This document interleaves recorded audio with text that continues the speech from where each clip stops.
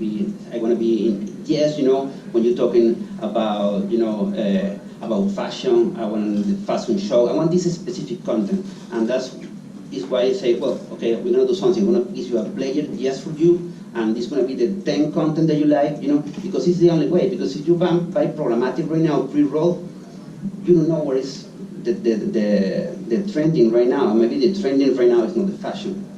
And what I'm doing right now for people, client like this, I say, okay, I'm gonna give you, a specific player just for you. And if you wanna approve me this kind of 10 video, you're gonna be the pre-roll of this 10 video. But if you wanna buy programmatic TV right now, you know what happened right now. Maybe you're gonna buy at 7 o'clock and gonna be a bomb in London, and maybe it's programmatic. You're going to buy at this time. I don't know how you can be, if you want to be in programmatic and you have some kind of programmatic buying, how you can avoid some kind of content.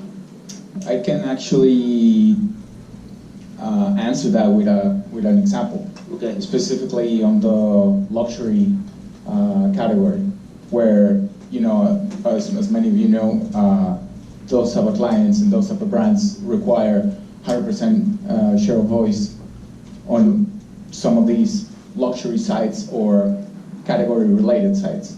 So one of the things that we try to do that via programmatic, it's just by making a PMP with secure and saved inventory. But that, and apart from that, we actually, knowing that these type of brands require also good experiences in terms of the format or in terms of the technology that will be displayed for the consumers. What we do is just like try to select the top-notch and the best technology available that can actually comply with those requirements that our brands are needing. Perfect. Yes, what we do in our side is we told you, okay, that's going to be the 10 videos that you're going to run on the player, and you can select the video. I give you about 100 titles, give me the 10 that you think are going to be the most relevant for this 15 days. I want to keep it that way. Because it's sometimes, if you want to run in YouTube, anything can happen. So, Vicente, just a moment ago you were mentioning your DMP and the importance of data. How does LatinOn harness the power of your DMP in order to keep data from users, to save data from users and use it on the follow-up campaigns that you might do with them? Well, basically what we're doing, for example, right now we have a different timing in different countries. When we run a campaign in Mexico, it's a little more time. I think in the United States it's a little less time. And what we're doing is we put a pixel every time that I run anything. So you want to run a banner with, even if you, we had to say that, but even if you don't run the campaign, you at least have the request. Sometimes you give a cookie in this website. And what we're doing with every time that we run a campaign, we have a cookie in this place. And we try to have, we cannot define any kind of user.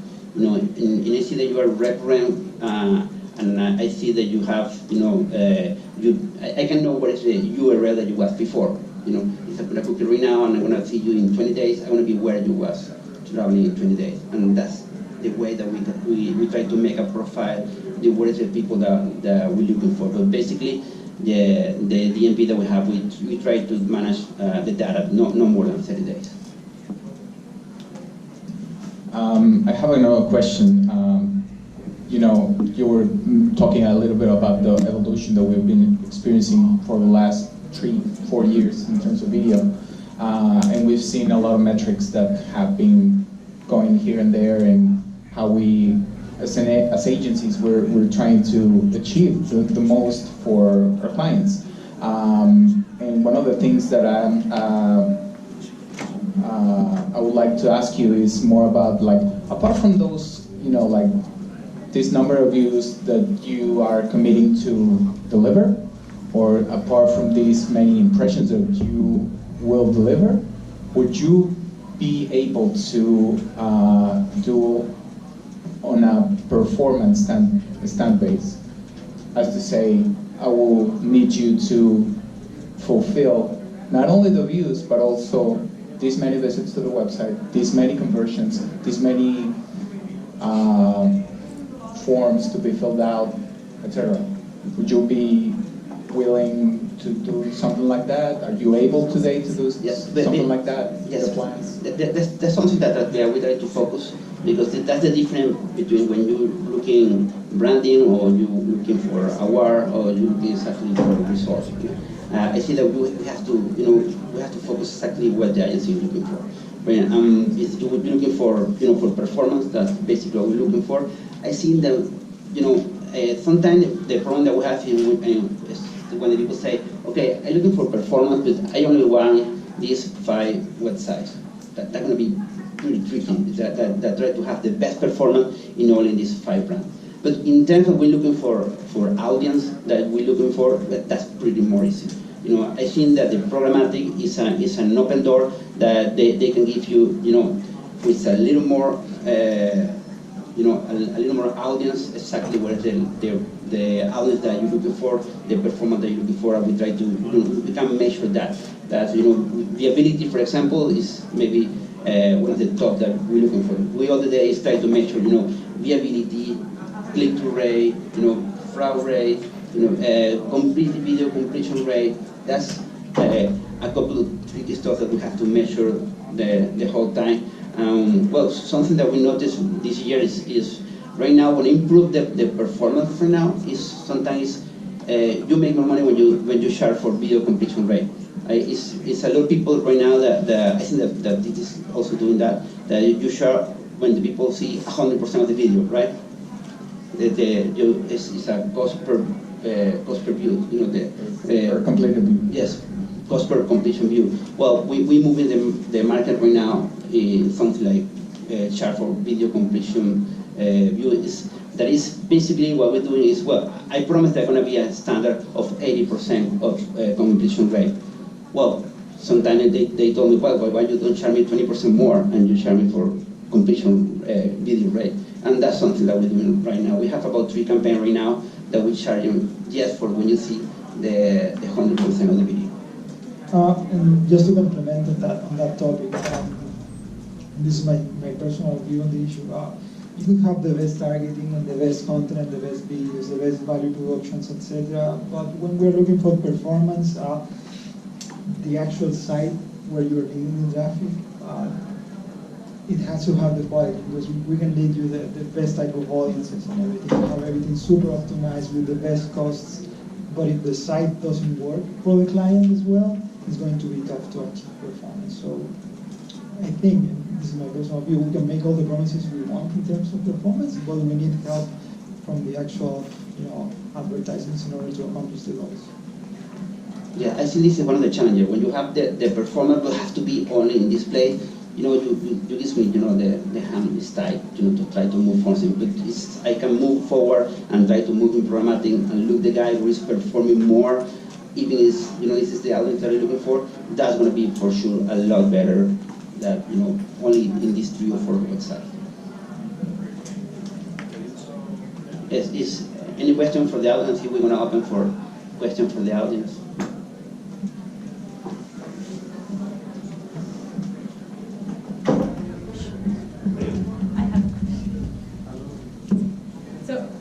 As Vicente was saying, that audio has changed a lot on videos. Like every time more brands and ads come with subtitles because no one is listening to it. And yesterday, if you were here, maybe she's around, a new technology that was able to recognize and putting ads depending on the sound. How is the lack of sound actually changing the way you advertise with video? It's something that we have need to accommodate in the last couple of years. It has affected the way that we develop video as advertisers. The call to actions that we use for the videos have to be much more stronger and based on the actual images instead of relying on the audio, and hopefully getting enough attention from the users in order to click on the ads and hear something that we need to say. But the actual call to action needs to be very strong in the first images of the video. So we have been, developing creative thinking around that concept and trying to remedy the situation. Yeah, same here. I think we're still on a taste and learn base, and I actually think that the best example here is it's Facebook, wherever you have an auto run video, but then you have to click to listen to it. So as far as we've seen that for some brands it's working, for some content developers it's working, but for some others it doesn't. So that's why I keep saying that it's more on a test and learn base right now. Let's see how it goes. Thank you.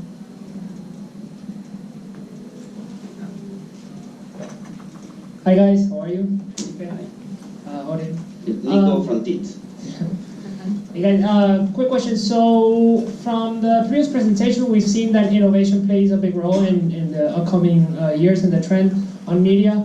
I wanted to ask you guys, how do you see your clients their vision as far as innovation within their programmatic? Because it doesn't tend to be the common tendency in programmatic, where most of the focus is along efficiencies. Innovation in what sense, Nico? Because programmatic and data and stuff, it's only like a machine if you don't do something constantly working with it. Our clients obviously like efficiencies, but they're mostly like results. So we try to move the business forward with results. We try to use programmatic more as a tool than as a way of thinking about advertising, I would say. Yeah, when we talk about innovation, it's still on a experiment base, I would say, and there are clients that are quite open to just use a little portion of the budget towards innovation. Most of the times it's on the platform that works, or we think that works the best.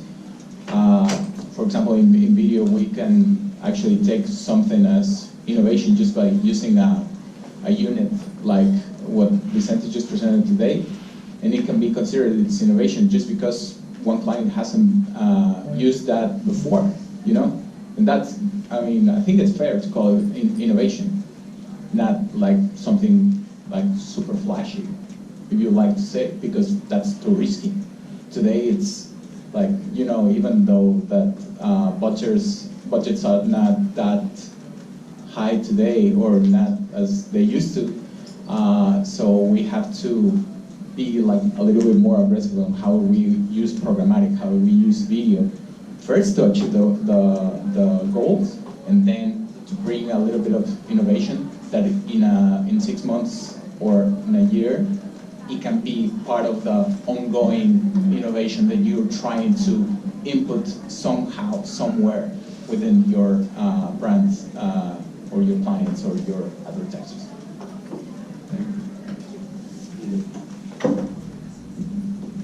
Thank you guys. Vicente, Jorge, Felipe. Thank you. Thank you.